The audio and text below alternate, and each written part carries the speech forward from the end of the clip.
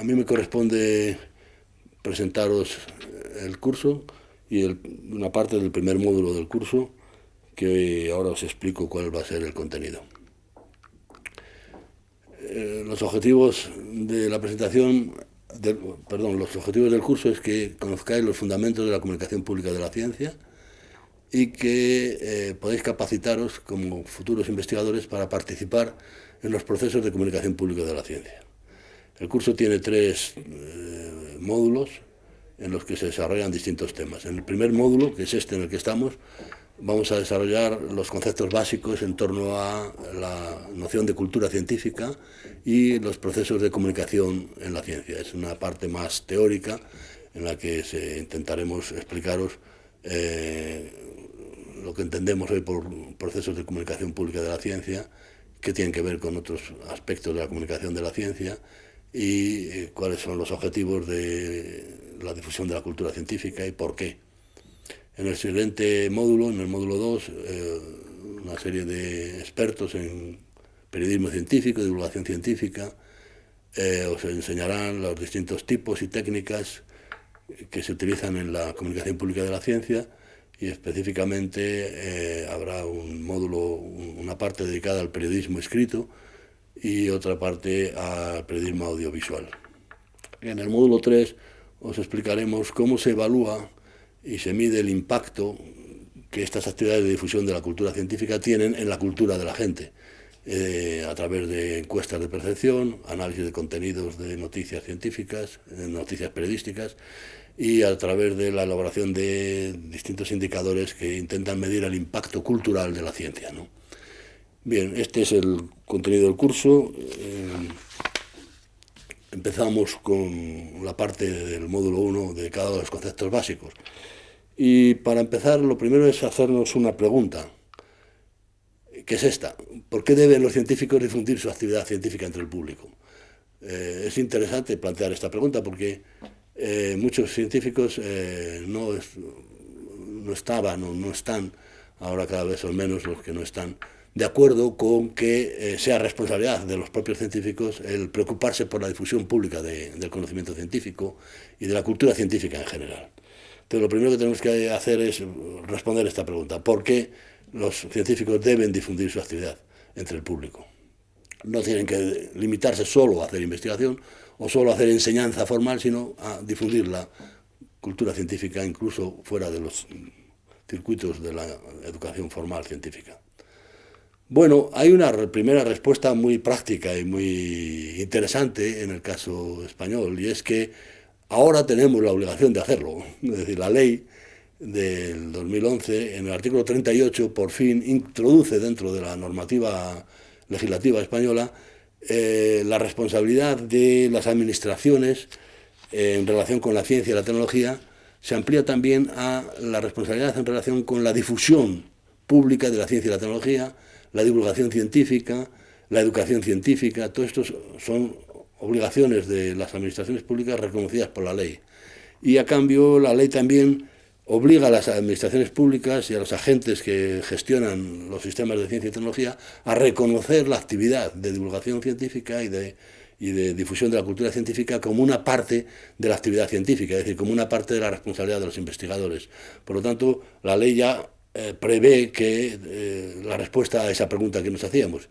¿Por qué? Pues porque lo dice la ley. La ley dice que es bueno que los investigadores dediquen parte de su tiempo a la difusión de la cultura científica y es bueno que la sociedad dedique esfuerzos a través de las administraciones a difundir la cultura científica. Por si a alguien le parece que esto no es suficiente argumento, quizá también es útil acudir a argumentos de autoridad moral e intelectual, ¿no? Es un viejo problema este de la difusión de la ciencia entre el público, que podemos rastrear incluso a unas preocupaciones que ya manifestaba el filósofo español José Ortega y Gasset, ¿no? Nada menos que en 1908 dijo esto, que yo creo que es muy significativo, es decir, era una época en la que en España los intelectuales estaban muy preocupados por la modernización de España, la incorporación de España a Europa. Europa es ciencia, decía Ortega, y en ese contexto Ortega señalaba con una clarividencia que le caracteriza que España necesita incorporar la cultura científica, la actividad científica a su cultura general, y decía, terminaba esta frase: ¿y quién duda de que no existe hoy entre nosotros un público para la ciencia? No hablemos ya de creadores de ciencia. España tenía entonces un problema, no tenía un desarrollo científico importante y era necesario hacer esfuerzos para conseguirlo, y de hecho se hicieron en esta época los mayores esfuerzos para modernizar la ciencia en España y promover la ciencia en España. Pero Ortega ya señalaba que no solamente se necesitaban creadores de ciencia, científicos, se necesitaba también crear un público para la ciencia. Se necesitaba también que la ciencia pasara a ser parte de la preocupación del público y parte, por lo tanto, de la cultura del público. Creo que es una formulación antigua de un problema que tenemos todavía hoy y que es muy importante que la ley actual ya haya reconocido que ese problema debe ser resuelto. Pero creo que es bueno tener también la referencia de Ortega y Gasset para saber que estamos en una tradición que se inició hace bastante tiempo. Además del testimonio de Ortega, hemos tenido también a colación esta cita de Feynman. Feynman es un gran físico bien conocido, premio Nobel, que ha escrito muchísimos artículos y libros, también de divulgación científica, y el más conocido es uno cuyo título en español es ¿Está usted de broma, Mr. Feynman?, y del cual hemos obtenido esta cita, en la que se refiere a la obligación moral que tienen los científicos de expresar al público lo que ellos hacen sin adulterarlo, es decir, sin intentar deformarlo para dorarles la píldora, digamos, ¿no? Porque el objetivo fundamental de la difusión de la cultura científica en el público tiene que ser que el público conozca la ciencia tal cual es, no una imagen distorsionada de la ciencia. Esta frase de Feynman creo que es muy significativa a este respecto.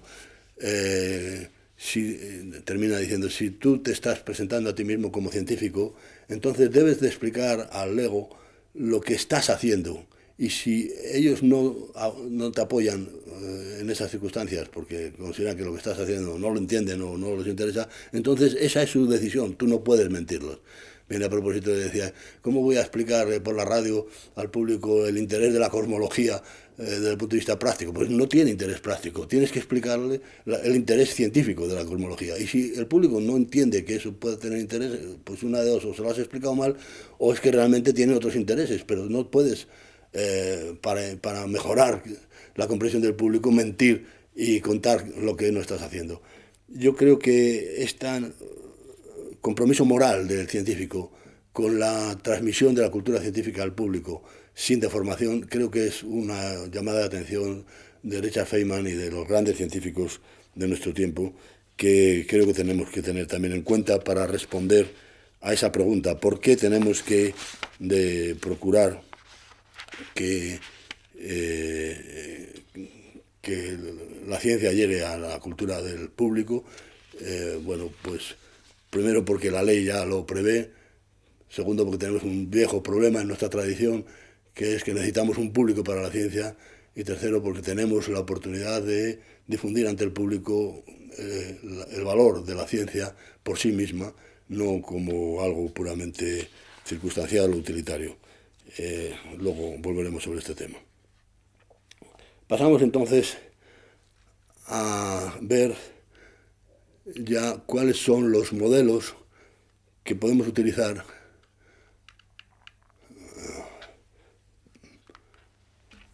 para entender los procesos de difusión de la cultura científica. Hemos organizado los distintos modelos de difusión de la cultura científica en tres tipos. El modelo del déficit cognitivo es el más conocido. De acuerdo con este modelo, el objetivo de la difusión de la cultura científica es lograr que la gente, al aumentar su cultura científica, aumente también su apoyo a la ciencia. La hipótesis es que a más conocimiento, más apoyo, es decir, cuanto más formada científicamente esté la población, más propensa estará a apoyar la actividad científica. Este modelo fue el origen de las campañas de alfabetización científica que se pusieron en marcha en Estados Unidos cuando se advirtió que la población podía no continuar apoyando los esfuerzos del gobierno para invertir en ciencia, en campañas tales como la carrera espacial y cosas por el estilo, ¿no?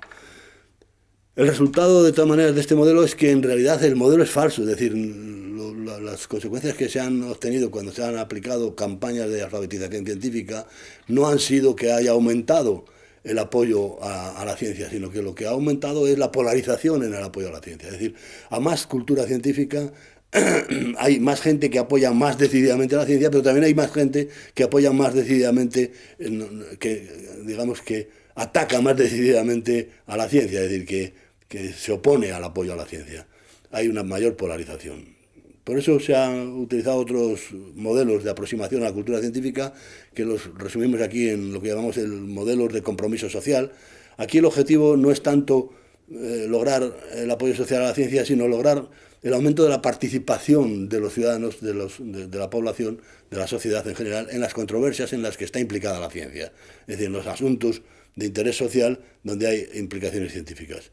La hipótesis es que la ciencia es algo que se construye socialmente, no es algo que se haga en los laboratorios y luego se transmite a la sociedad, es algo que se hace en la sociedad y que a partir de ahí se intenta propiciar la participación de todos los ciudadanos en el desarrollo científico.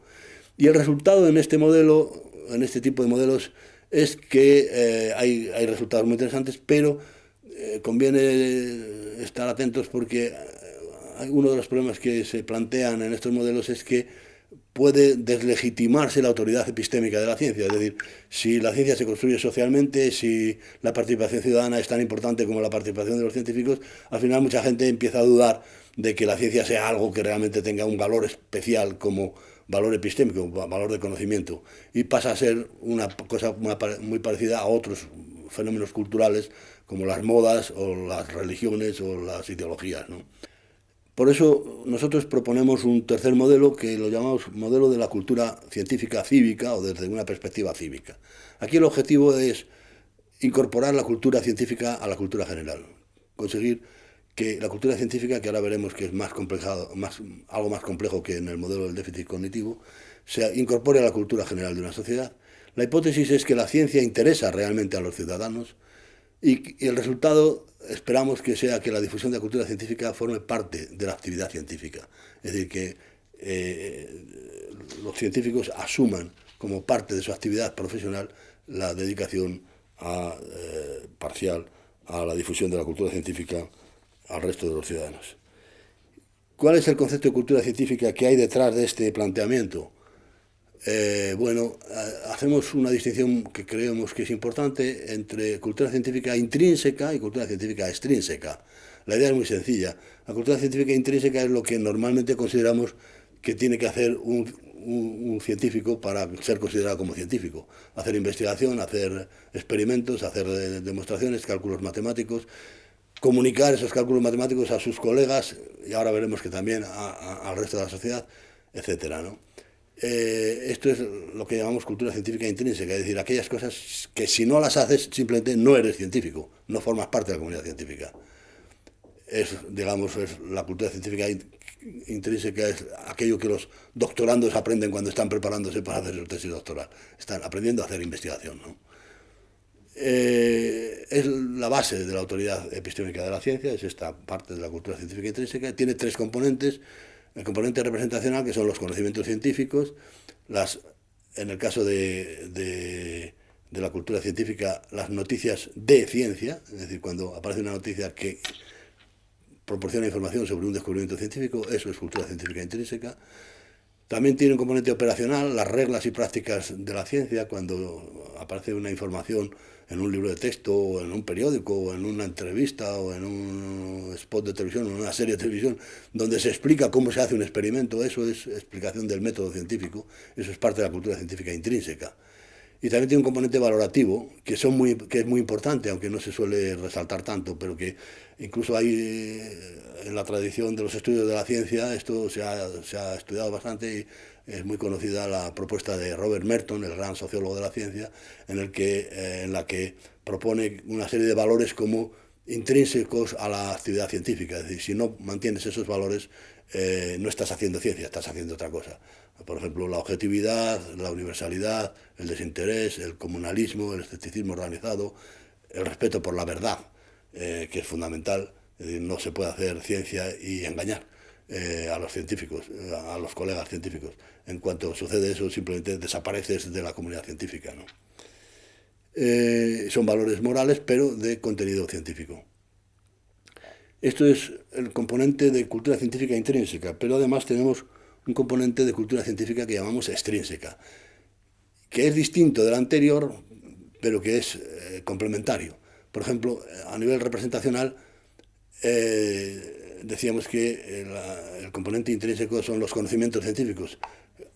Como componentes de cultura extrínseca son las representaciones que tenemos de la ciencia, es decir, o de la profesión de científico. Por ejemplo, en las encuestas de percepción social de la ciencia se pregunta cuáles son las profesiones más valoradas y normalmente suelen aparecer los científicos como una profesión valorada. Esto es una parte de la cultura científica extrínseca, es decir, puedes ser un buen científico sin estar bien valorado, pero por lo tanto el estar bien o mal valorado por la sociedad no es parte de la cultura científica intrínseca, pero la sociedad no puede prescindir de tener una valoración de la profesión de científico, y que sea buena o mala hace que la cultura científica de esa sociedad sea más propensa a la ciencia o menos, ¿no?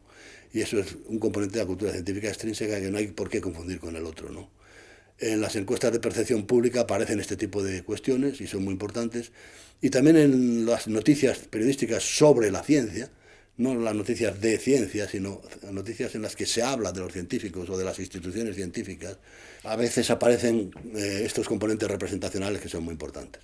Pero hay también componentes operacionales, que son las prácticas y normas sociales relacionadas con la ciencia. Por ejemplo, todas las actividades de difusión, de divulgación científica, de organización de exposiciones en los museos, por ejemplo, o visitas a museos, etcétera. O todas las cuestiones de regulación jurídica y ética sobre las actividades científicas, la discusión sobre el uso de células madre para la investigación o para la curación, o de la prohibición o no de la clonación de seres humanos, por ejemplo, la prohibición o no de los alimentos transgénicos. Son temas que no son científicos, sino sobre la ciencia y sobre las prácticas relacionadas con la ciencia, prácticas sociales, ¿no? O lo más conocido es la explotación económica de los resultados científicos. De eso estamos hablando continuamente, la importancia que tiene la ciencia para la industria, para la economía, etcétera, ¿no?